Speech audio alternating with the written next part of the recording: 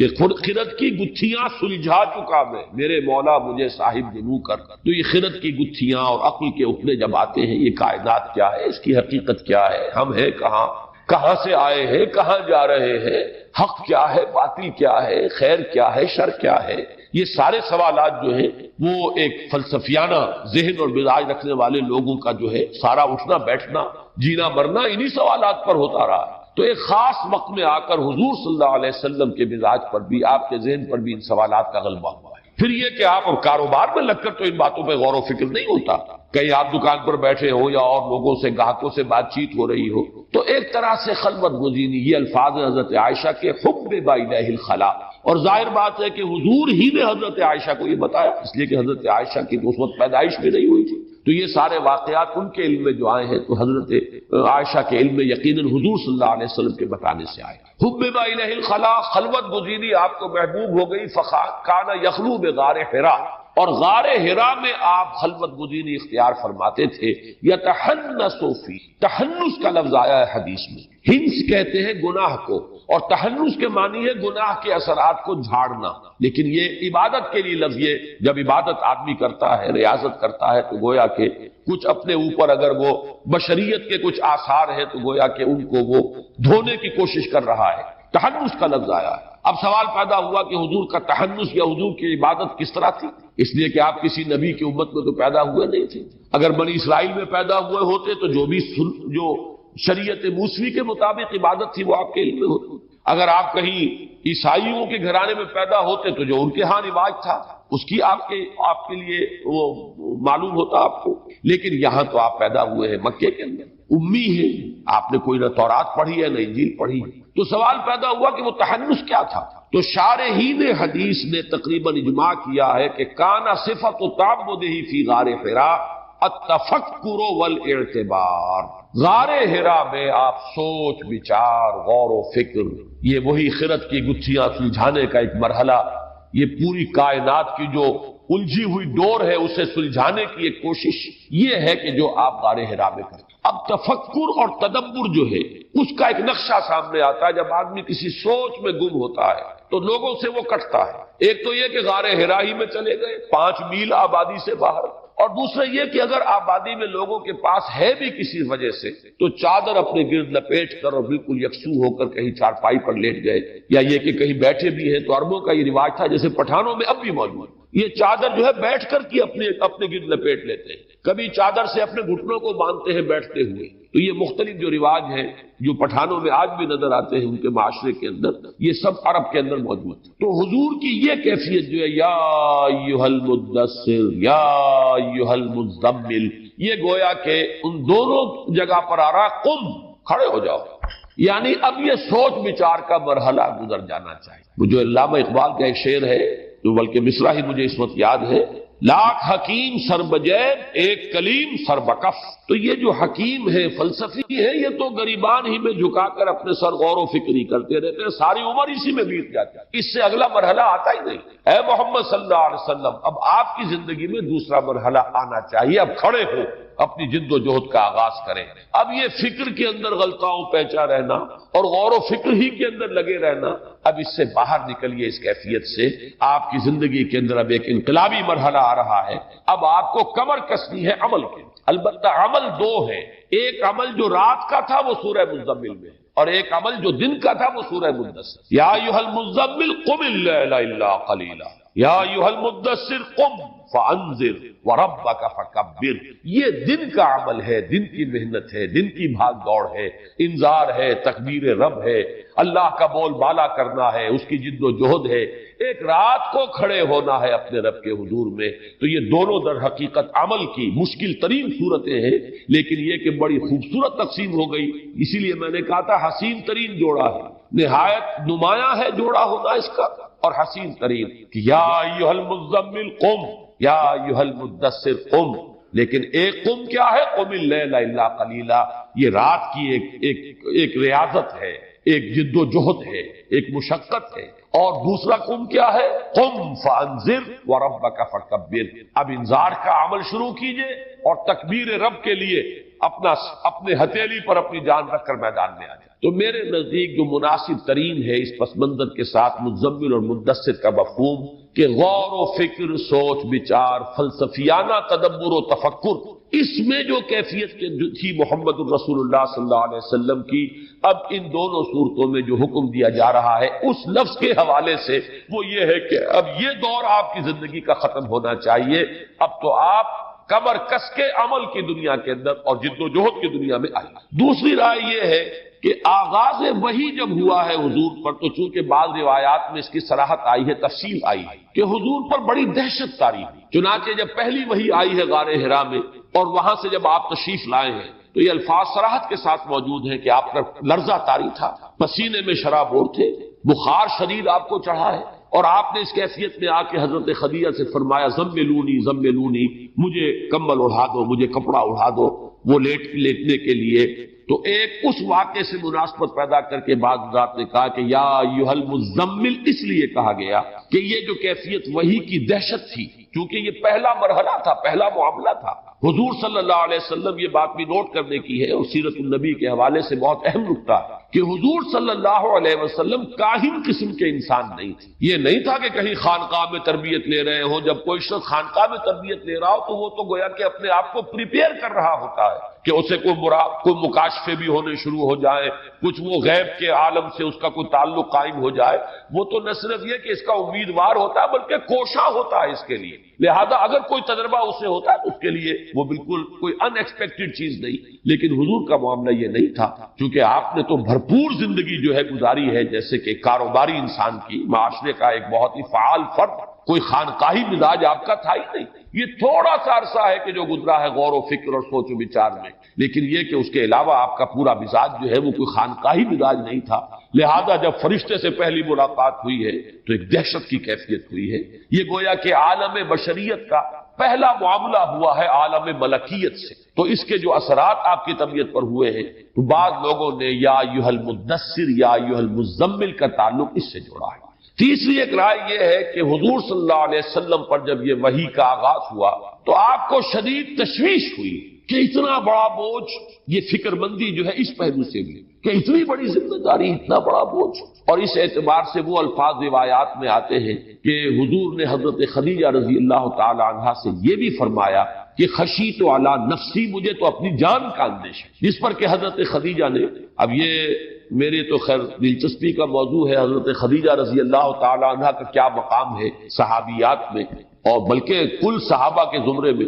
میری جو رائے ہے وہ میں ایک جملے میں آپ کو بتا دوں کہ مردوں میں جو مقام حضرت صدیق اکبر کا ہے، بعین ہی خواتین میں وہ مقام حضرت خدیجہ کا ہے، بلکہ خدیجۃ الکبریٰ، یہ لفظ کبریٰ جو ہے جو ان کے نام کا جز بن گیا ہے، میرے نزدیک وہ اس وجہ سے نہیں ہے کہ وہ ازواج مطہرات میں سب سے زیادہ کبیر السن تھی، عمر میں بڑی تھی، بلکہ اس وجہ سے کہ وہ الصدیقۃ الکبریٰ، الصدیق الاکبر ہے ابو بکر، سب سے بڑے صدیق، اور سب سے بڑی صدیقہ جو ہے وہ حضرت خدیجہ ہے رضی اللہ تعالی عنہما۔ بہرحال یہ ایک علیحدہ بحث ہے کہ میرے پاس میں اپنی اس رائے کے دلائل کیا ہیں، لیکن میں یہاں پہ ذکر کر رہا تھا کہ اسی کا ایک مظہر یہ ہے ان کے مقام کا کہ انہوں نے تشفی دی ہے حضور کو کہ آپ گھبرائیں نہیں، اللہ آپ کو ضائع نہیں کرے گا، آپ تو غریبوں پر رحم کرتے ہیں، آپ بھوکوں کو کھانا کھلاتے ہیں، آپ مسافروں کی مہمان نوازی کرتے ہیں، آپ یتیموں اور بیواؤں کی سرپرستی فرماتے ہیں، لہذا آپ اندیشہ نہ کیجیے، اللہ آپ کو ضائع نہیں کرے۔ اس لیے کہ حضور کے الفاظ ہیں کہ خشیت علی نفسی،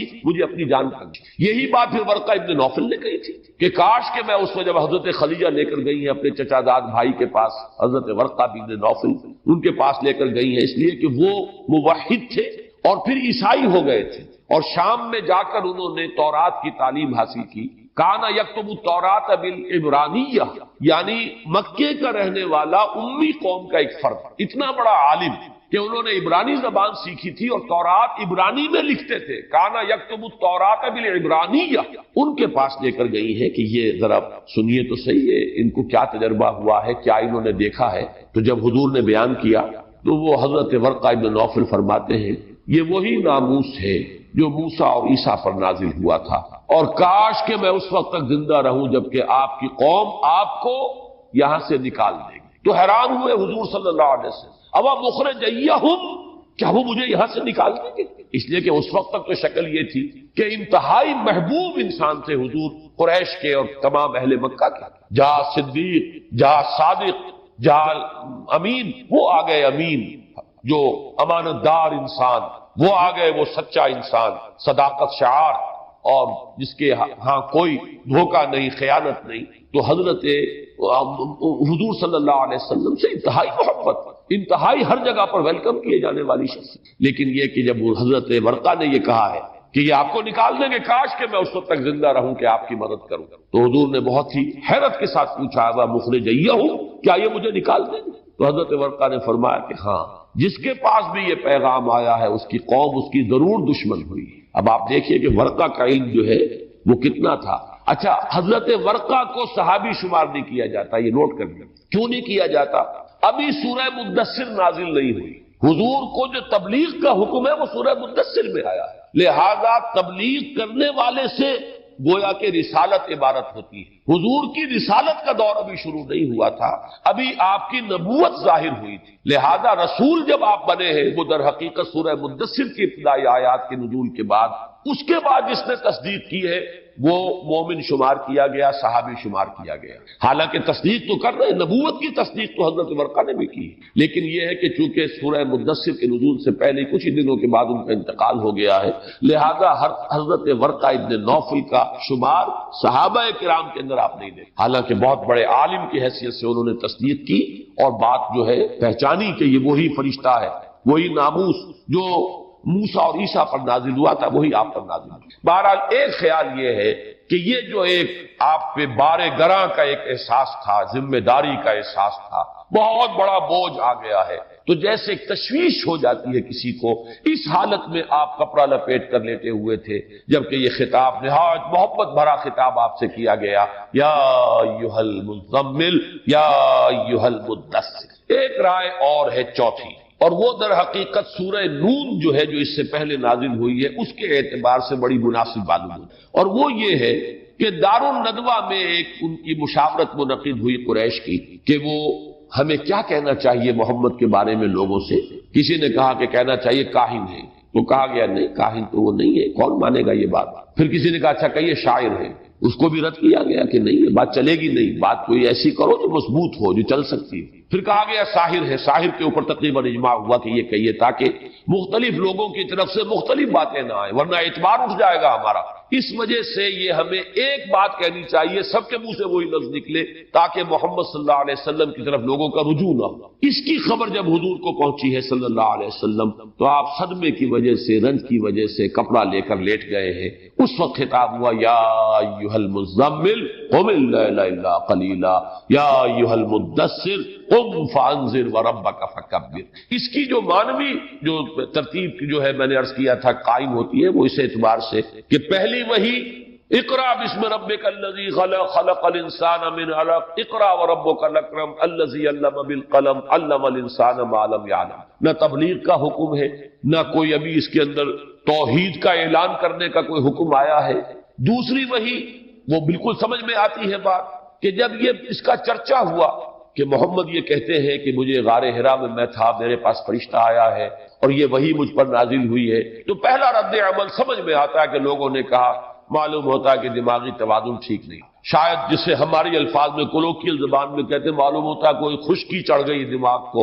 یہ بڑے لمبے لمبے مراقبے وہاں کرتے تھے، جا کر بیٹھتے تھے، معلوم ہوتا ہے کہ یا کسی نے کہا کہ شاید کوئی جن آ گیا، وہاں جن کا سایہ ہو گیا، آسیب ہو گیا، آسیب زدہ ہو گئے، مجنون ہو گئے، اور اس پر وہ وحی اتری نون والقلم وما یسطرون ما انت بنعمت ربک بمجنون وان لک لاجرا غیر ممنون وانک لعلی خلق عظیم فستبصر ویبصرون بأیکم المفتون۔ تو یہ ایک بہت ہی منطقی ترتیب ہے، اور اسی کے اندر وہ صدمے کی کیفیت ہے، اس لیے کہ یہ بات قرآن مجید میں دوسرے مقام پر ہے وَلَقَدْ نَعْلَمُ أَنَّكَ يَضِيقُ صَدْرُكَ بِمَا يَقُولُونَ کہ نبی ہمیں معلوم ہے کہ جو کچھ یہ لوگ کہہ رہے ہیں، کوئی مجنون کہہ رہا ہے، کوئی کہہ رہا ہے کہ شاید جن کا سایہ ہو گیا، آسیب آ گیا، کوئی کہتا ہے کہ شاید دماغی توازن بگڑ گیا، ان باتوں سے آپ کو صدمہ پہنچتا ہے، ہمیں معلوم ہے کہ آپ کا سینہ بھیجتا ہے۔ تو اس کیفیت میں حضور اگر کپڑا لے کر لیٹ گئے ہو صلی اللہ علیہ وسلم تو یہ بات بھی قرین عقل اور قرین قیاس ہے۔ یہ چار آراء ہیں، لیکن میرا ذاتی رجحان جو ہے یا ایھا المدثر اور یا ایھا المزمل دونوں کے بارے میں وہ ہے جو پہلی بات میں عرض کر چکا ہوں کہ اے نبی اب یہ غور و فکر، یہ لاکھ حکیم سر بجیب والی کیفیت اب ختم ہونی چاہیے۔ ایک کلیم سر بکف، اب تو آپ کی زندگی کا وہ دور شروع ہو جانا چاہیے۔ اب سر بکف ہو کر میدان میں آئیے اور جد و جہد عملاً شروع کیجئے، اور اس کے دو پہلو ہیں قم اللیل الا قلیلا اور قم فانذر وربک فکبر، واللہ اعلم۔ یا ایھا المزمل، اس میں ایک بات اور نوٹ کر لیجئے کہ حضور صلی اللہ علیہ وسلم نے ایک موقع پر اسی طرح پیار بھرا خطاب حضرت علی سے فرمایا تھا۔ حضرت علی حضرت فاطمہ سے کچھ ناراض ہو کر، جیسے گھروں کے اندر ہو جاتا ہے، میاں بیوی میں شکر رنجی ہوئی، کوئی ناراض ہو کر اور چلے گئے گھر سے باہر، مسجد میں جا کر لیٹ گئے۔ ظاہر بات ہے وہاں قالین بچھے ہوئے تو تھے نہیں، وہ خاک پر لیٹے زمین کے اوپر، اور آپ کے کپڑے بھی خاک آلود ہو گئے تو آنکھ لگ گئی، سو گئے وہیں اسی طریقے سے۔ حضور آئے تو معلوم ہوا، حضرت فاطمہ نے بتایا کہ ناراض ہو گئے علی اور چلے گئے کہیں باہر گئے ہیں۔ تو حضور مسجد میں پہنچے، دیکھا کہ وہاں حضرت علی لیٹے ہوئے ہیں۔ تو اس وقت حضور نے فرمایا تھا قم یا ابا تراب، اے مٹی والے اٹھو۔ تو کپڑے بھی جھاڑے آپ نے حضرت علی کے اور انہیں اٹھایا، قم یا ابا تراب۔ تو یہ بھی در حقیقت اسی نوعیت کا خطاب ہے کہ جو اللہ نے اپنے نبی سے کیا ہے، جس نوعیت کا خطاب کہ نبی نے حضرت علی سے کیا، قم یا ابا تراب، اور یا ایھا المزمل قم، یا ایھا المدثر قم۔ تو یہ بھی ایک بڑی گہری معنوی مناسبت جو ہے اس واقعے کے ساتھ ہے۔ قم اللیل الا قلیلا، کھڑے رہا کرو راتوں کو یا رات کو، الا قلیل، سوائے تھوڑے سے، استثناء کے۔ اس میں بھی ایک تو ہے جمہور کی رائے، جمہور کی رائے کا تو مطلب یہ ہے، اس کا حاصل یہ ہے کہ کھڑے رہو تقریباً پوری رات سوائے اس کے کچھ حصے کے۔ قم اللیل، کھڑے رہو رات کو سوائے الا قلیلا، سوائے اس کے کچھ حصے کے۔ اس پر تو میں ابھی بعد میں بات کروں گا، لیکن ایک بات میرے لیے حیران کن ہوئی ہے، اسی مرحلے پر جیسا کہ میں نے عرض کیا، میں نے اپنی پوری محنت صرف کی ہے اور میں نے مختلف آراء کو جمع کیا ہے، پھر ان میں اگر کوئی فرق اور تفاوت ہے تو اس میں تقابل کر کے توازن کر کے ایک رائے قائم کی ہے۔ حضرت شیخ الہند منفرد ہیں اس میں کہ انہوں نے ترجمہ کیا ہے کھڑے رہا کرو رات کو سوائے کسی رات کے، یعنی یہ کہ اگر کسی رات نہ کھڑے ہو سکو تو کوئی حرج نہیں۔ استثناء جو ہے وہ رات سے ہو رہا ہے، رات کے حصے سے نہیں۔ شیخ الہند رحمت اللہ علیہ کا ترجمہ یہ ہے، شیخ الہند مولانا محمود حسن، اور اس کی مولانا شبیر احمد عثمانی شیخ الاسلام جنہوں نے پھر وہ حواشی لکھے ہیں، انہوں نے بھی اپنے حاشیے میں تردید نہیں کی ہے، یعنی یہ کہ کھڑے رہا کرو راتوں کو سوائے کسی شب کے، اگر مطلب یہ کہ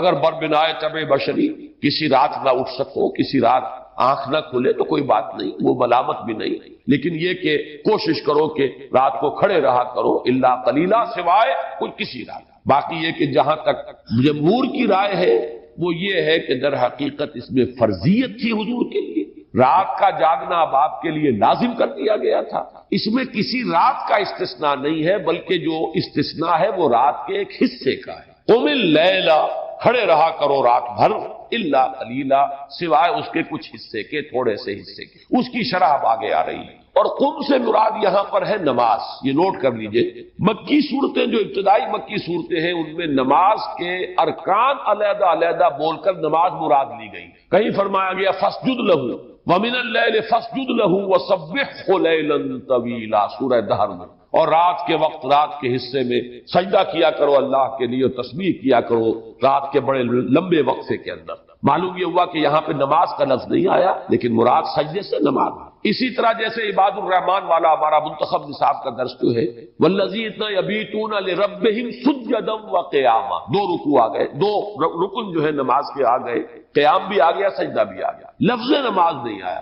والذین یبیتون لربہم سجدا وقیاما، وہ لوگ کہ جو راتیں بسر کرتے ہیں اپنے رب کے لیے سجدے میں گر کر اور کھڑے رہ کر۔ تو یہ اصول جان لیجئے کہ ابتدائی مکیات میں جو ارکان صلاۃ ہے، کہیں سجدہ مراد ہے، اب جیسے مدنی صورتوں میں ورکعوا مع الراکعین، لفظ رکوع آیا صرف، لیکن مراد کیا ہے؟ نماز کا رکوع، نماز کے اندر جھکنا، جھک جاؤ نماز کے اندر جھکنے والوں کے ساتھ۔ تو کہیں رکوع کا لفظ ہے، کہیں سجود کا لفظ ہے، کہیں صرف تسبیح کا لفظ ہے، اور یہاں پر لفظ جو آیا ہے خاص طور پر قیام، اس لیے کہ حضور صلی اللہ علیہ وسلم نے فرمایا بہترین نماز وہ ہے جس میں قیام، طول القنوت، لمبا قیام، اور یہاں پر قیام جو ہے گویا کہ نماز کا ایک رکن ہے، یہاں اس رکن کے ذکر سے مراد نماز ہے، اور چونکہ اس میں اصلاً مطلوب جو تھا وہ قرآن مجید کی تلاوت ہے، اس اعتبار سے بات جو ہے وہ اور مزید واضح ہو رہی ہے کہ اس کے لیے لفظ قیام ہی کا یہاں پہ جو ہے اس کا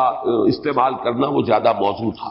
نصفہ او انقص منہ قلیلا، یہ نصفہ بدل ہے، اگرچہ اہل نحو کی دو رائے ہیں، یہ اللیل سے بدل ہے یا الا قلیلا سے بدل ہے۔ کھڑے رہا کرو نصف رات اور اس میں سے بھی کچھ کم، معلوم یہ ہوا کہ کم سے کم ایک تہائی رات۔ یہ اس کی شرح جو ہے وہ آگے دوسرے رکوع کے اندر جو مضمون آ رہا ہے، ان ربک یعلم انک تقوم ادنی من ثلثی اللیل ونصفہ وثلثہ وطائفۃ من الذین معک، اللہ خوب جانتا ہے، اللہ کے علم میں ہے کہ اے نبی آپ بھی اور آپ کے ساتھی جو ہے ان میں سے بھی ایک جماعت ایسی ہے جو کھڑی رہتی ہے رات کو دو تہائی رات کے قریب، یا آدھی رات یا ایک تہائی رات۔ تو یہ جو نصاب معین طور پر آ گیا ہے اس آیت کے اندر، یہاں اس کی تعبیر کے لیے الفاظ استعمال کیے گئے قم اللیل الا قلیلا نصفہ او انقص منہ قلیلا، یا تو آدھی شب کھڑے رہو، گویا کہ اصل میں جو مطلوب ہے وہ تقریباً نصف شب ہے، لیکن یہ کہ او انقص منہ قلیلا، یا اس میں سے کوئی تھوڑا سا کم کر لو، او زد علیہ، یا اس پر کچھ زیادہ بڑھا استغفار کرے، اور اگر اللہ تعالیٰ کی طرف سے انعام کی آیت آئی ہے تو اس کا سوال کرے، اس کے لیے درخواست جو ہے اللہ کی جناب میں پیش کرے۔ یہ کیفیات جو ہے یہ پیدا ہوں گی جبکہ ایک ایک لفظ کو ٹھہر ٹھہر کر اطمینان کے ساتھ آیات پر وقف کرتے ہوئے قرآن مجید کی تلاوت کی۔ رتل القرآن ترتیلا، یہ ہے حکم کہ جو نبی اکرم صلی اللہ علیہ وسلم کو دیا گیا ہے۔ اس کے ضمن میں ایک تو میں نے یہاں واقعات نقل کیے ہیں ابن عربی رحمت اللہ علیہ، ایک ابن عربی تو وہ ہے جو صوفی ہے اور جن سے بہت سے لوگوں کو شدید اختلاف بھی ہے، بڑی ہی ایک کنٹروورشیل شخصیت ہے ابن عربی، لیکن ایک ابن عربی اور ہے اس وقت جن کا میں ذکر کر رہا ہوں، وہ ہے مفسر قرآن ہے اور ان کی تفسیر ہے احکام القرآن۔ انہوں نے قرآن مجید کی صرف ان آیات کو لیا ہے کہ جن میں کوئی حکم آیا ہے۔ قرآن مجید میں قصص بھی ہے، قرآن مجید میں بحث و مباحثہ بھی ہے، مجادلہ بھی ہے، جہاں کوئی حکم آیا ہے تو ان آیات کی تفسیر کی ہے۔ یہ احکام القرآن یہ بھی تفسیر کی ایک خاص قسم ہے، اور متعدد حضرات نے، جساس نے کتاب لکھی احکام القرآن، اسی طرح ابن عربی جو ہے انہوں نے کتاب لکھی۔ انہوں نے یہ لکھا ہے، حضرت حسن سے روایت کی ہے کہ ایک مرتبہ حضور صلی اللہ علیہ وسلم کا گزر ایک ایسے شخص پر ہوا جو قرآن مجید اس طرح پڑھ رہا تھا کہ ایک ایک آیت پڑھتا جاتا تھا اور روتا جاتا۔ اس پر حضور نے صحابہ سے فرمایا کیا تم نے اللہ تعالیٰ کا قول مبارک ورتل القرآن ترتیلا نہیں سنا؟ دیکھ لو یہ ہے ترتیل، قرآن مجید کو بطریق ترتیل تلاوت کرنے ہی کا حکم ہے۔ حضور کے اس فرمان میں بھی اتلو القرآن وابکو، قرآن پڑھو اور رویا کرو، یعنی یہ کہ اگر تم اس کی کیفیات کو اپنے اندر جذب کرو۔ ایک تو خیر وہ ہے قرآن مجید کی تلاوت جو ہمارے ہاں تراویح میں حفاظ کرام کرتے ہیں، وہ تو اللہ مجھے معاف فرمائے اگر میں غلط کہہ رہا ہوں، میرے نزدیک وہ قرآن کی توہین ہے اور قرآن مجید کے ساتھ بے ادبی اور گستاخی والا سلوک ہے جو اکثر و بیشتر مساجد میں ہوتا ہے۔ بہرحال وہ ایک علیحدہ بحث ہے۔ ویسے بھی جب آدمی پاٹھ پڑھ رہا ہوتا ہے اور پیش نظر ہوتا ہے صرف حصول ثواب، اس میں تاثر لینا تو پیش نظر ہی نہیں، نہ اس پر غور کرنا ہے، نہ اس میں سوچنا ہے، بلکہ وہ تو یہ کہ کوانٹٹی وائز وہ حدیث سامنے ہے کہ ہر حرف کے اوپر 10 نیکیوں کا ثواب ملتا ہے، وہ حدیث اپنی جگہ ہے، میں اس کا انکار نہیں کر رہا، لیکن یہ کہ دوسری حدیثیں بھی تو ہے کہ قرآن میں تدبر کرو، قرآن میں غور کرو، قرآن کو سمجھو۔ یہ ساری حدیثیں، یا جیسے کہ حضور صلی اللہ علیہ وسلم نے فرمایا یا اہل القرآن لا تتوسدوا القرآن، اے قرآن والو قرآن کا تکیہ نہ بنا دو، قرآن کو پس پش نہ ڈال دو، قرآن پر صرف فخر ہی نہ کر کے رہو کہ بس ہمارے پاس قرآن ہے، اسے اپنا تکیہ نہ بنا لو۔ وَاتْلُوهُ حَقَّ تِلَاوَتِهِ فِي آنَاءِ اللَّيْلِ وَالنَّهَارِ، اسے پڑھا کرو جیسے کہ پڑھنے کا حق ہے، رات کے اوقات میں بھی، دن کے اوقات میں بھی۔ وَافْشُوهُ وَتَغَنَّوْهُ، اسے پھیلاؤ، دنیا میں پہنچاؤ، چار دانگے عالم تک اس کی تبلیغ کرو۔ اس کو پڑھو بہت ہی خوش الحانی کے ساتھ، یا یہ کہ اس کو سمجھو کہ سب سے بڑی دولت دنیا کی یہ ہے جو اللہ نے ہمیں دے دی ہے۔ تغنو کے دونوں معنی ہیں۔ اور اس کے بعد وہ تدبروا فیہ لعلکم تفلحون، اور تدبر کرو، غور و فکر کرو تاکہ تم فلاح پاؤ۔ تو جہاں وہ حدیث اپنی جگہ پر ہے کہ ہر حرف پر 10 نیکیاں ملتی، اور اس میں حضور نے فرمایا کہ یہ میں نہیں کہتا کہ الف لام میم ایک حرف ہے، الف علیحدہ حرف ہے، لام علیحدہ حرف ہے، میم علیحدہ حرف ہے۔ گویا کہ جب ایک بندہ تلاوت کرتے ہوئے الف لام میم پڑھتا ہے تو 30 نیکیاں اس کے حساب سے درج ہوتی ہیں۔ میں اس حدیث کو صحیح مانتا ہوں اور میں سمجھتا ہوں کہ 100% درست بات ہے جو حضور نے فرمائی، لیکن اس کے ساتھ ان حدیثوں کو بھی جمع کریں، اس حدیث کو بھی سامنے رکھے کہ ما آمن بالقرآن من استحل محارمہ، جس شخص نے قرآن کی حرام کردہ کسی شے کو اپنے لیے حلال کر لیا، اس کا قرآن پر کوئی ایمان نہیں، ثواب کہاں سے آئے گا؟ ایمان کی نفی ہوگی۔ تو ان تمام احادیث کو جمع کیجئے تو قرآن پر تدبر، اس کی تلاوت، اس کی ترتیل اس انداز میں کہ اس کی کیفیات کو جذب کیا جائے۔ وہ جس کو اقبال نے کہا ہے تیرے ضمیر پہ جب تک نہ ہو نزول کتاب، یہ راہ کشا ہے نہ راضی نہ صاحب کشاف، جب تک کہ تمہارے قلب پر اس کا نزول نہیں ہوتا۔ صرف حصول ثواب یا ایصال ثواب جو ہے اس کا تم نے اس کو اعلیٰ بنا لیا، یہ تو تمہارے اندر جذب ہونا چاہیے، تمہارے دل پر اترے، تمہارے ذہن میں اترے، تمہارے قلب پر نازل ہو، تب در حقیقت اس سے شخصیت کے اندر انقلاب آئے گا، انسان کی پوری سیرت اور اخلاق جو ہے تبدیل ہو کر رہ جائے گی، انسان کی پوری شخصیت بدل جائے گی۔ تو حضور نے فرمایا یہ ہے ترتیل۔ اور بعض روایات میں آتا ہے خود حضور جب رات کے وقت نماز پڑھتے تھے، اور یہ جس کا حکم دیا جا رہا ہے قم اللیل الا قلیلا، تو آپ کی سینہ مبارک سے ایسے آواز آتی تھی جیسے کہ کوئی ہانڈی جو ہے چولہے کے اوپر چڑھی ہوئی ہو، تو جب وہ اس کے اندر جوش آتا ہے تو جو آواز اس ہانڈی کے اندر سے آتی ہے، اس طرح کی آواز، ایک طرح کا گریہ کی کیفیت جو ہے اور جذبات کے اندر جو ایک صورت بنتی ہے، وہ حضور صلی اللہ علیہ وسلم کے سینہ مبارک سے بھی وہ آواز جو ہے آتی تھی جبکہ آپ رات کو کھڑے ہو کر قرآن کی تلاوت کرتے۔ اس کے ساتھ ایک بات اور نوٹ کیجئے، یہ ترتیل کا لفظ جو قرآن مجید میں آیا ہے، یہ سورہ فرقان میں ایک اعتراض نقل کیا گیا، وقال الذین کفروا لولا نزل علیہ القرآن جملۃ واحدہ، اعتراض کیا کافروں نے یہ قرآن محمد پر صلی اللہ علیہ وسلم پورا کا پورا یک بار کی کیوں نازل نہیں ہو گیا، یہ تھوڑا تھوڑا کر کے کیوں اتر رہا؟ اس کا جواب جو دیا گیا غور کیجئے، کذالک لنثبت بہ فؤادک ورتلناہ ترتیلا، یہ اس لیے کہ ہم اس کے ذریعے سے آپ کے دل کو جماؤ عطا کریں، اور ہم نے خود اسے تھوڑا تھوڑا کر کے اتارا۔ تو اللہ تعالیٰ نے بھی ترتیل کے طور پر نازل فرمایا قرآن کو، اور محمد کو بھی حکم ہو رہا ہے صلی اللہ علیہ وسلم، اور آپ کی وساطت سے ہم سب کو حکم ہو رہا ہے کہ قرآن کو پڑھو بطریق ترتیل، رتل القرآن ترتیلا، قرآن کو پڑھو بطریق ترتیل، ورتلناہ ترتیلا، ہم نے خود جو نازل کیا ہے اے محمد صلی اللہ علیہ وسلم آپ پر یہ قرآن مجید، تو ہم نے تھوڑا تھوڑا کر کے اتارا ہے۔ اس پورے قرآن مجید کا تحمل جو ہے ایک یکبارگی، یہ شاید حضور صلی اللہ علیہ وسلم کے لیے بھی مشکل ہوتا، لہذا کذالک لنثبت بہ فؤادک، تھوڑا تھوڑا قرآن نازل ہو، تحمل پیدا ہوتا چلا جائے، آپ کا دل جمتا چلا جائے، تاکہ ہم اس کے ذریعے سے آپ کے دل کو جماؤ عطا کریں۔ معلوم ہوا کہ در حقیقت تثبیت قلبی کا سب سے بڑا ذریعہ ترتیل قرآن، ورتل القرآن ترتیل۔ اس میں ایک اعتراض آتا ہے، عقلی طور پر وارد ہوتا ہے، اور وہ یہ ہے کہ اس قدر اہمیت کے ساتھ حکم دیا جا رہا ہے کہ رات، آدھی آدھی رات، 2/3 رات یا 1/3 رات کھڑے رہو، قرآن کی ترتیل کرو، جبکہ اگر یہ بات مان لی جائے کہ یہ تیسری وحی ہے تو قرآن مجید تو ابھی گویا کہ حضور صلی اللہ علیہ وسلم کے پاس ہے ہی نہیں، بہت تھوڑا سا قرآن ہے۔ اور اس سے میں یہ نتیجہ اخذ کرتا ہوں کہ در حقیقت یہاں ریپیٹ کرنا، دہرانا، تکرار کرنا یہی مطلوب ہے۔ قرآن مجید کے علاوہ آپ دیکھیں گے کہ دین کا پورا فلسفہ جو عبادات کا ہے، اس میں یہ تکرار اور اعادہ اور ریپیٹیشن۔ ایک نماز آپ پڑھتے ہیں اور اس کے اندر 4 مرتبہ، 6 مرتبہ، 10 مرتبہ سورہ فاتحہ پڑھ رہے ہیں، الفاظ تو وہی، لیکن یہ کہ ان کی ریپیٹیشن ہے۔ پڑھو، مجھے وہ شعر یاد آ رہا ہے، ماں ہر خاندہ فراموش کر دیں اللہ حدیث دوست کے تکرار نہیں کنیم، ہم نے تو جو کچھ پڑھایا تھا وہ سب جو ہے ہم نے بھلا دیا، اپنے ذہن سے نکال دیا، سوائے اپنے دوست کی بات کے کہ اب ہم اسی کی تکرار کرتے چلے، ہمیں اس کے سوا کسی اور چیز سے کوئی سروکار رہا ہی۔ جو لکھا پڑھا تھا نیاز نے اسے صاف دل سے بھلا دیا۔ ایک شخص ہوتا ہے فلسفے کے غور و فکر کے مختلف ادوار میں سے گزرتا ہے، اور میں یہ سمجھتا ہوں کہ خود علامہ اقبال خود مثال ہے اس کی۔ وہ سارے فلسفے مشرق و مغرب کے کھنگال کر آتا یہی ہے کہ آخری جو دور ہے ان کی زندگی کا صرف قرآن ہوتا تھا پاس، کوئی اور کتاب ان کے مطالعے صرف قرآن۔ اور جب اس کو اپنے فلسفے کی سورس بتانے کے لیے بلایا ہے سید نذیر نیازی کو، تو ان سے کہا قرآن کھولو، قرآن لاؤ اور ذرا سورہ حشر کی وہ آیت پڑھو،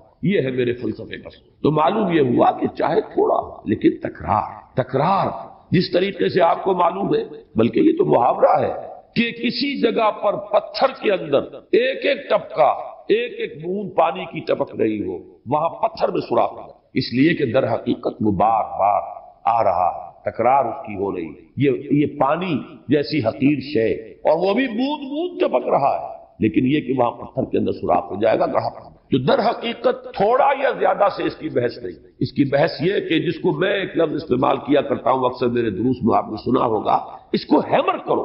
یہ ہیمرنگ ہے قرآن کو، جیسے کہ کسی چیز کو تھوڑا تھوڑا کر کے آپ ٹھوکتے ہیں، تو قرآن مجید کو در حقیقت اپنے وجود میں، اپنی شخصیت میں ہیمر کرنا، اس کو اتارنا اپنے اندر، اپنے ذہن میں اور اپنے قلب میں، یہ ہے اصل شے جو اس راستے کے لیے، خاص طور پر وہ راستہ جو محمد الرسول اللہ صلی اللہ علیہ وسلم کے سامنے آنے والا تھا، کہ اب آپ کو کھڑے ہونا ہے، تبلیغ کرنی ہے، اب آپ کو میدان میں آنا ہے، اب آپ کا استہزاء بھی ہوگا، تمسخر بھی ہوگا، آپ پر پتھراؤ بھی ہوگا، آپ کو گالیاں بھی دی جائیں گی، آپ پر تیروں کی بوچھار بھی آئے گی، آپ کے دندانے مبارک شہید بھی ہوں گے۔ ان سارے مراحل میں سے گزرنا ہے، اس کے لیے جو قوت درکار ہے وہ قوت صرف قرآن سے ملے گی، اور وہ قوت ملے گی اسی طریقے سے اس قرآن کو اپنے اندر اتارتے چلے، تکرار کرتے چلے جاؤ کہ ماں ہر خاندائیم فراموش کردائیم اللہ حدیث دوست کے تکرار نہیں کنیم۔ تو تھوڑے اور بڑے کی، زیادہ کی، اس کے اندر کوئی بحث نہیں ہے۔ ایک ہی اگر اترا ہوا کلمہ طیبہ ہی اترا ہوا ہوتا اس وقت، لا الہ الا اللہ، اگر اسی کی تکرار ہوتی، اس کی اپنی کیفیت ہے، اس کے اپنے اثرات ہیں، اس کے نتائج نکلتے ہیں۔ تو جتنی بھی آیات نازل ہوئی پڑھتے رہیے، تکرار کرتے رہیے۔ پھر یہ کہ مسلسل قرآن ابھی نازل ہونا ہے، آتا جائے گا، لیکن آپ کی یہ ساری مشقت جو ہے، رتل القرآن ترتیلا، قرآن کو پڑھتے رہیے، اور یہ پڑھنا جو ہے آپ کا بطریق ترتیل۔ انا سنلقی علیک قولا ثقیلا، ہم آپ پر عن قریب ایک بڑی بھاری بات ڈالنے والے۔ سنلقی، القا یلقی، القان باب افعال سے کسی چیز کو ڈالنا، اتارنا۔ القا اسے کہتے ہیں کہ دل میں ایک بات آئی ہے، میرے دل میں القا کیا گیا ہے، جسے الہام کہتے، الہام ہے، القا ہے۔ سنلقی، سین جو ہے اسے پھر اب مستقبل کے ساتھ متعلق کر دے گا کہ ان قریب ہم آپ پر اتارنے والے ہیں، ڈالنے والے ہیں، قولا ثقیلا، بہت بھاری بات، بہت بھاری قول۔ یہ قولا ثقیلا سے مراد کیا ہے؟ پہلی بات تو یہ سمجھ میں آئی کہ ایک حکمت اور جو غرض و غایت ہے یہ قیام اللیل اور قرآن کی اس میں ترتیب، 2/3 نصف، 1/3 رات کھڑے رہنے کا حکم، اور اس میں ترتیل قرآن کا حکم۔ اس کی اصل علت کیا ہے؟ ظاہر ہو گئی کہ ایک بڑی بھاری بات آپ پر آنے والی، اس کے لیے یہ تیاری ہے جو آپ کو کرنی پڑے گی۔ اس میں خاص طور پر نوٹ کرنے والی بات یہ ہے کہ یہ ہمارا ایمان ہے، اور ایمان صرف ایک اندھا بہرا ایمان نہیں ہے، ڈاگمیٹک اور صرف اندھی عقیدت پر مبنی نہیں ہے، بلکہ کھلی بات ہے سیرت النبی کی۔ دنیا جانتی ہے کہ حضور صلی اللہ علیہ وسلم جہاں تک انسانیت کا تعلق ہے، انسانیت کے معراج پر تو وحی کے آغاز سے پہلے پہنچ چکے۔ سیرت میں، کردار میں، صداقت میں، دیانت میں، امانت میں، وفا میں، ایفاء عہد میں، کون سے پہلو سے کوئی کمی محمد الرسول اللہ صلی اللہ علیہ وسلم میں؟ یوں سمجھیے کہ انسان کامل کا درجہ آپ کو حاصل ہوتا ہے، انسانیت کے معراج پر تو آپ پہنچے ہوئے ہیں، اور اس کی گواہی جو ہے دوسری وحی میں آ گئی، وَإِنَّكَ لَعَلَىٰ خُلُقٍ عَظِيمٍ۔ اس کو تو قرآن مجید بطور دلیل لا رہا ہے کہ بڑے پاگل ہیں وہ جو یہ کہہ رہے ہیں کہ آپ پاگل ہو گئے، معاذ اللہ ثم معاذ اللہ، اصل میں تو پاگل وہ ہو گئے، آپ تو اخلاق حسنہ کی بڑی بلندیوں پر فائز۔ دنیا نے کوئی پاگل دیکھا ہے آج تک جس کے اندر یہ طہارت ہو، یہ نفاست ہو، یہ صداقت ہو، جس کا کلام اتنا حکمت پر مبنی ہو، جس کا ہر عمل جو ہے وہ اتنا مہذب اور شائستہ عمل ہو؟ کسی نے کسی پاگل اور مجنون کو دیکھا؟ تو گویا کہ اس جنون کا جو بھی آپ کے بارے میں شبہ کیا گیا یا اعتراض وارد کیا گیا، اس کے جو توڑ کے لیے دلیل قرآن لایا وہ یہی ہے، وَإِنَّكَ لَعَلَىٰ خُلُقٍ عَظِيمٍ۔ آپ کو بہت بڑے اونچے مرتبہ اخلاق پر فائز، اور ظاہر بات ہے کہ اسی لیے کہا جا رہا ہے کہ آپ کو مکے والے مانگتے تھے کہ دیانت، صداقت، امانت کا یوں کہیے کہ پیکر کامل ہے۔ ہم نے اس دنیا پر جو کچھ ہے، یہ اسکائی اسکریپرز بن گئے ہمارے زمانے میں، اور یہ شاندار بلڈنگز ہیں اور یہ کچھ ہے، ہم نے زینت اور زیبائش اور آرائش بنا دیا ہے تاکہ آزمائیں، انہی کے حسن کے شکار ہو جاتے ہو اور ان کے پرستار بن کر رہ جاتے ہو۔ رخ روشن کے آگے شمع رکھ کر وہ یہ کہتے ہیں ادھر جاتا ہے دیکھیں یا ادھر پروانہ آتا ہے۔ پھر بھی اللہ ہی کے عاشق بنے رہو، اللہ ہی سے محبت کرو، کامیاب ہو گئے دنیا کو برتو۔ اگر دنیا یہ عروس ہزار داماد جو ہے اگر کہیں یہ محبوبہ بن گئی تو ختم۔ اچھا دیکھیے اس سورہ حدید میں اب یہ دنیا کی حقیقت کو اس طرح بیان کر کے دو نتیجے جو اس سے نکلتے ہیں ان کو علیحدہ علیحدہ بیان کر دیا۔ ایک نتیجہ جو میں بیان کر چکا، رہبانیت، ترک دنیا، اس کی نفی کرتے ہوئے فرمایا وَلَقَدْ أَرْسَلْنَا نُوحًا وَإِبْرَاهِيمَ وَجَعَلْنَا فِي ذُرِّيَّتِهِمَا النُّبُوَّةَ وَالْكِتَابَ فَمِنْهُمْ مُهْتَدٍ وَكَثِيرٌ مِّنْهُمْ فَاسِقُونَ ثُمَّ قَفَّيْنَا عَلَىٰ آثَارِهِمْ بِرُسُلِنَا وَقَفَّيْنَا بِعِيسَى ابْنِ مَرْيَمَ وَآتَيْنَاهُ الْإِنجِيلَ وَجَعَلْنَا فِي قُلُوبِ الَّذِينَ اتَّبَعُوهُ رَأْفَةً وَرَحْمَةً وَرَهْبَانِيَّةً ابْتَدَعُوهَا مَا كَتَبْنَاهَا عَلَيْهِمْ۔ اصل مضمون یہ تھا جس کے لیے تمہید اتنی لمبی باندھی، ہم نے نوح کو بھیجا، ابراہیم کو بھیجا، ان کی اولاد میں ہی نبوت اور کتاب رکھ دی، پھر ان کے نقش قدم پر ہم نے اٹھایا عیسیٰ ابن مریم کو، انہیں انجیل دی، اور جو لوگ ان پر ایمان لائے ان کے دلوں میں رحمت اور رافت کے جذبات پیدا کر دی، انسانی ہمدردی۔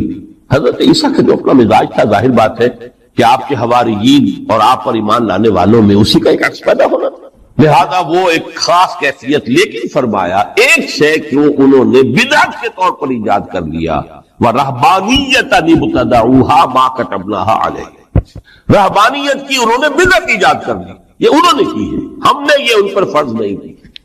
یہ ہے وہ منفی نتیجہ، گریز، خانقاہوں میں جا کر بیٹھ جاؤ، موناسٹسزم، تجرد کی زندگی گزارو، نتیجہ اس کا کیا نکلتا ہے کہ بظاہر راہب اور راہبائیں رہ رہی ہیں اور رہ رہے ہیں، اور اندر جو حرام کاری کے بازار چل رہے ہیں، اور تہخانوں کے اندر حرامی بچوں کی قبروں کے قبرستان بنے۔ ہسٹری آف کرسچین موناسٹسزم پر کتابیں پڑھ لیجیے، خود انہوں نے اپنے سارے جو ہیں بخیے ادھیڑ کر خود رکھ دیے۔ یہ رہبانیت یہ اسلام کا راستہ نہیں ہے۔ احادیث کے حوالے سے میں آپ کے سامنے پہلے بیان کر چکا ہوں، میں بعد میں تھوڑا سا عرض کروں گا کہ ہمارے ہاں بھی یہ رسم کیوں آئی اور کیسے آئی۔ الحمدللہ اس درجے میں نہیں آئی جس درجے میں کہ کرسچینٹی میں آئی ہے، الحمدللہ ثم الحمدللہ، لیکن کسی درجے میں اگر آئی ہے تو کیوں آئی ہے یہ میں بعد میں عرض کروں گا۔ لیکن اس کا مل حیات الدنیا الا متاع الغرور کا دوسرا نتیجہ کیا ہے؟ پہلا نتیجہ تھا گریز کا، پسپائی کا، فرار کا، معاشرے سے نکل بھاگنے کا، تاکہ معاشرے میں اشرار کھل کھیلے جو چاہے کرے۔ ایک راستہ یہ ہے، ترک دنیا کے معنی ہے ترک لذات دنیا، آسائشوں کو ترک کرنا، سختیاں جھیلنا، کس لیے؟ تاکہ دنیا سے ظلم کا خاتمہ، باطل کا تختہ الٹ دیا جائے، ظلم کا استیصال۔ ظاہر بات ہے ظالم آسانی سے ظلم نہیں چھوڑے گا، ایکسپلائٹر وعد و نصیحت سے اپنے ایکسپلائٹیشن سے باز نہیں آئے گا۔ شاذ ہوتے ہیں اس طبقے کے اندر بھی یقیناً کچھ سلیم الفطرت لوگ ہوتے ہیں، جیسے طبقہ اشرافیہ سے تھے حضرت ابو بکر رضی اللہ تعالیٰ عنہ، سلیم الفطرت انسان تھے، وہ کوئی غلاموں کے طبقے سے تو نہیں تھے، کوئی فقراء کے مساکین کے طبقے میں سے نہیں تھے، اونچے طبقے میں سے تھے، عشرہ مبشرہ اکثر و بیشتر اس طبقے سے تھے۔ لیکن بائی اینڈ لارج وہ جو طبقہ ہوتا ہے، یا تو وہ اپنے جبر اور استبداد کا تخت جو ہے جما کر بیٹھا ہوا لوگوں کی گردنوں کے اوپر، پولیٹیکل ریپریشن ہے، یا اکنامک ایکسپلائٹیشن ہے، استحصال، محنت لوگ کریں کھائیں گے، ہم عیش ہم کریں گے، محنت کسان کرے جا کے کھیت میں، ہم لے آئیں گے اپنا حصہ اور عیش کریں۔ یا کوئی سوشل ڈسکریمنیشن ہے، یہ اونچا ہے یہ نیچا ہے، یہ تو پیدا ہی ہوا ہے شودر، یہ اس سے نکل ہی نہیں سکتا، اور یہ پیدا ہوا برہمن، یہ تو اونچا ہے۔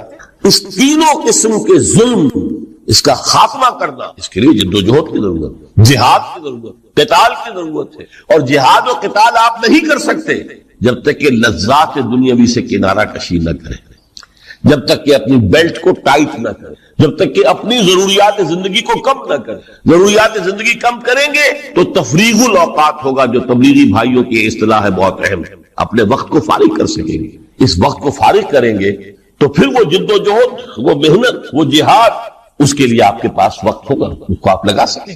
پھر اس میں جب سخت سے سخت منزلیں آئیں گی تو اس میں میدان میں مقابلہ بھی ہوگا، جان کی بازی بھی کھیلنی پڑے گی، اس میں قید و بند کا وقت بھی آ سکتا ہے۔ 3 برس تک اگر محمد عربی صلی اللہ علیہ وسلم پورے خاندان بنی ہاشم کے ساتھ بدترین اسیری سمجھ لیجئے شیب بنی ہاشم میں جو رہے، یہاں تو اسیروں کو آپ راشن تو دیتے، کھانا تو دیتے، وہاں تو اصل جو ہے وہ تو دونوں طرف سے گھاٹی کا منہ بند کر دیا گیا تھا، سیل تھی کہ کوئی شے جو ہے وہ جانے نہ پائے گا۔ 3 برس، جس میں کہ وہ وقت بھی آیا ہے کہ سوکھے ہوئے چمڑے ابال ابال کر ان کا پانی جو ہے بلکتے ہوئے بچے، پھول جیسے بچے بنی ہاشم، ان کی حلق میں ٹپکایا گیا ہے، اور کچھ نہیں۔ کچھ تھے لوگ حکیم بن حزام جیسے رضی اللہ تعالیٰ عنہ، بعد میں ایمان بھی لے آئے۔ حضرت خدیجہ رضی اللہ تعالیٰ عنہ کے چونکہ وہ قریبی رشتہ دار تھے، وہ پہاڑ کو کراس کر کے چوٹی پر سے اتر کر کچھ کبھی کبھی کھانے پینے کی چیز پہنچا دیتے تھے۔ یہ سارے مراحل آئے، یہ جو ہے یہ مثبت ہے۔ ترک دنیا وہ نہیں، ترک دنیا سے مراد دنیا کی لذتوں سے، دنیا کی آسائشوں سے، ان سے آدمی اپنے آپ کو پیچھے ہٹائے، ان کو چھوڑے، ان کو ترک کرے، تاکہ اپنا وقت، اپنا مال، اپنی صلاحیتیں صرف کر سکے۔ کس کام کے لیے؟ اب اس کے لیے دیکھیے آیت نمبر 25 ہے یہ سورہ حدید کی۔ لقد ارسلنا رسلنا بالبینات، ہم نے اپنے رسولوں کو بھیجا واضح چیزوں کے ساتھ۔ بینہ وہ شے جو از خود ظاہر ہے۔ آفتاب آمد، دلیل آفتاب۔ جب سورج طلوع ہو گیا وہ خود اپنے وجود پر دلیل ہے، اس کے لیے کسی اور اضافی دلیل کی ضرورت نہیں کہ سورج موجود ہے، وہ تو ہے، سب کو نظر آ رہا ہے۔ تو بینات سے مراد معجزے بھی ہیں، اور وہ تعلیم جو ہے بنیادی دین کی کہ جو فطرت انسانی کی جانی پہچانی ہوئی شے، دونوں پر اس کا اطلاق ہو جائے گا۔ لقد ارسلنا رسلنا بالبینات وانزلنا معهم الکتاب والمیزان، اور ہم نے ان کے ساتھ کتاب اتاری، میزان اتاری۔ یہ سب کچھ کس لیے کیا؟ لیقوم الناس بالقسط، تاکہ لوگ عدل پر قائم ہوں۔ یہ ہے سول آبجیکٹو، یہ نہیں بس ہماری کتاب پڑھ لیا کرے، ختم قرآن ہو گیا، اللہ دعا مانگ لی، چھٹی۔ قائم کرو اس کو، وہ میزان عدل نصب کرو، ہر ایک کو وہی تل کر ملے جو اس کا حق ہے، اور ہر ایک سے وہ لیا جائے کہ جو اس کے ذمہ واجب ہے۔ اگر یہ نہیں تو بابا پھر سب کہانیاں ہیں، شریعت اور دین اور نماز اور روزہ اور حج کوئی حیثیت۔ اچھی طرح سن لیجیے میری بات، قرآن مجید میں کہلوایا گیا حضور سے، قل یا اہل الکتاب لستم علی شیء حتی تقیموا التوراۃ والانجیل وما انزل الیکم من ربکم۔ اے نبی ان سے کہہ دیجیے کتاب والوں تمہاری کوئی حیثیت ہی نہیں، ہماری نگاہوں میں تمہارا کوئی مقام ہی نہیں، جب تک کہ تم قائم نہیں کرتے تورات کو اور انجیل کو، جو کچھ کے نازل کیا گیا تمہاری طرف، تمہارے رب کی طرف سے۔ قائم کرو، پھر آؤ ہم سے بات کرو، ہم سے دعا کرو، ورنہ دفع ہو جاؤ۔ Nothing doing. We don't care for you. لستم علی شیء حتی تقیموا التوراۃ والانجیل وما انزل الیکم من ربکم۔ اب قانون خداوندی تو بدلتا نہیں ہے، نہ فرام پرسن ٹو پرسن، نہ فرام نیشن ٹو نیشن، نہ فرام امہ ٹو امہ، اٹل ہے۔ وَلَن تَجِدَ لِسُنَّتِ اللَّهِ تَبْدِيلًا وَلَن تَجِدَ لِسُنَّتِ اللَّهِ تَحْوِيلًا۔ سنت اللہ تو ایک ہے۔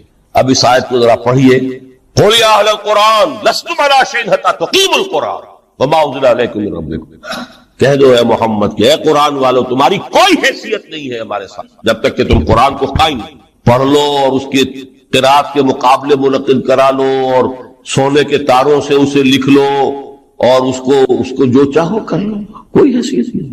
قائم کرو اس قرآن کو، اس کے نظام کو، اس کے قانون کو، جو حضرت ابوبکر نے فرمایا تھا پہلا خطبہ جو دیا ہے آپ بیعت خلافت کے بعد، تم میں ہر قوی میرے نزدیک ضعیف ہوگا جب تک کہ اس سے حق وصول نہ کر لو، اور ہر ضعیف قوی ہوگا جب تک کہ اسے اس کا حق دلانا۔ سورہ شورى میں حضور سے کہلوایا گیا، قل وَأُمِرْتُ لِأَعْدِلَ بَيْنَكُمْ، مجھے یہ حکم ہوا ہے کہ میں تمہارے مابین عدل قائم کروں۔ میں واعظ بن کر نہیں آیا، میں بدھ مت کے بھکشو بنانے کے لیے نہیں آیا تمہیں۔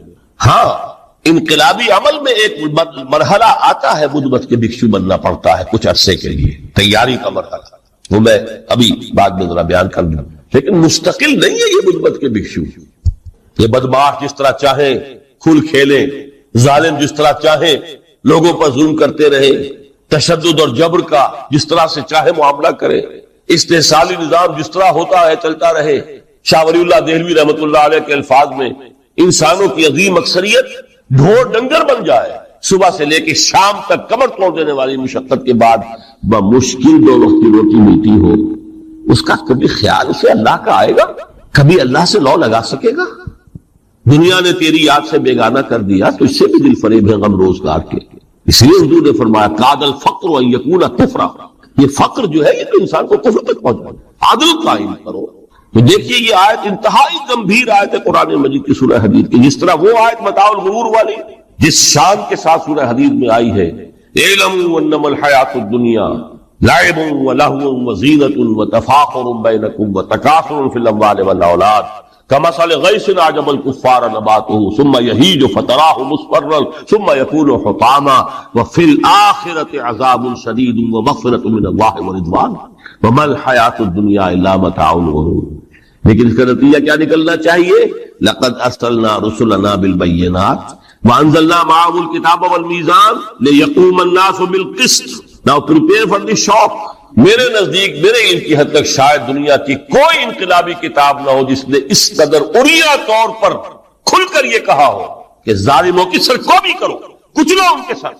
وانزلنا الحدید، ہم نے لوہا بھی اتارا ہے. ایک وقت آتا ہے ظلم نہیں ختم ہوتا جب تک کہ لوہے کی طاقت ہاتھ میں نہ ہو. انزلنا الحدید، ہم نے صرف کتاب ہی نہیں اتاری ہے، لوہا بھی اتارا ہے. فیہ باس شدید، اس میں جنگ کی صلاحیت ہے. ومنافع للناس، لوگوں کے لیے کچھ اور منفعتیں بھی ہے.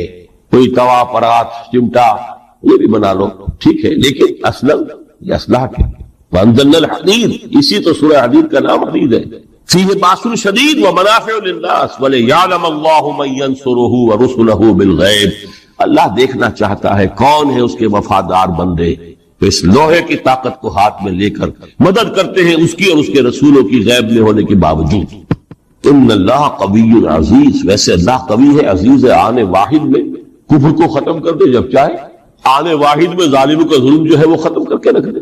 وہ سب کچھ کر سکتا ہے، لیکن پھر تمہاری آزمائش کیسے ہوگی؟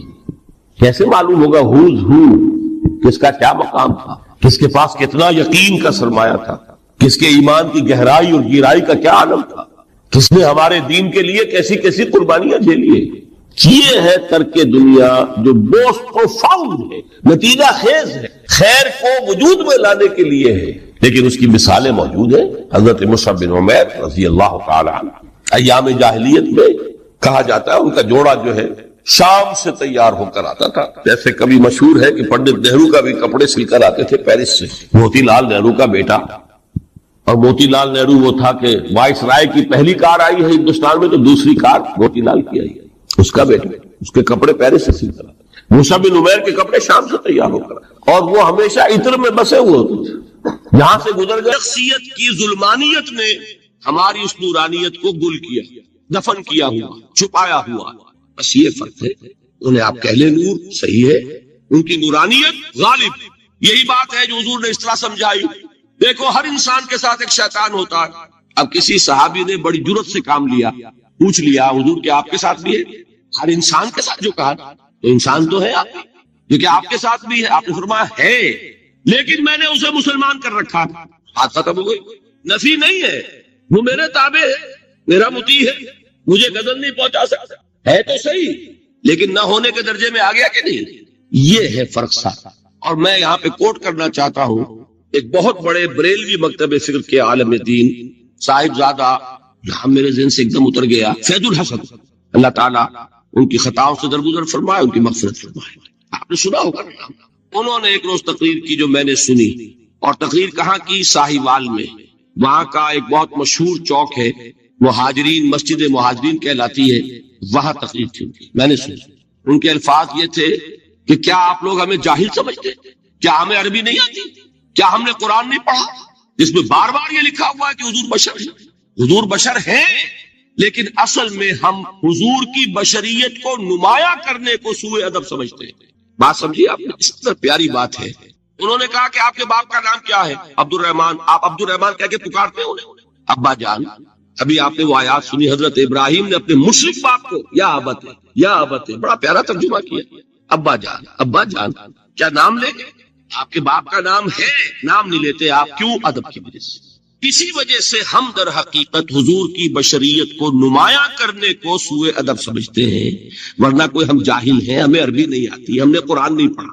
جانتے ہیں کہ وہ بشر. بات سمجھ میں آئی؟ کتنی آسانی سے مسئلہ حل ہوتا. بشرطے کہ نیت حل کرنے کی ہو.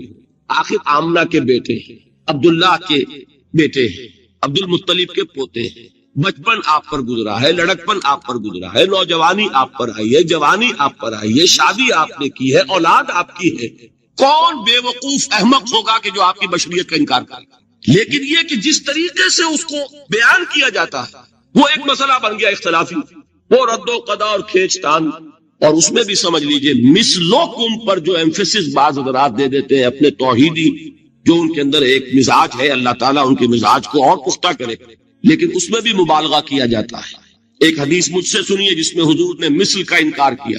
مثلکم کا مطلب اگر کسی نے یہ سمجھا کہ بالکل ہم جیسے ہیں تو بہت بڑی مغالطہ.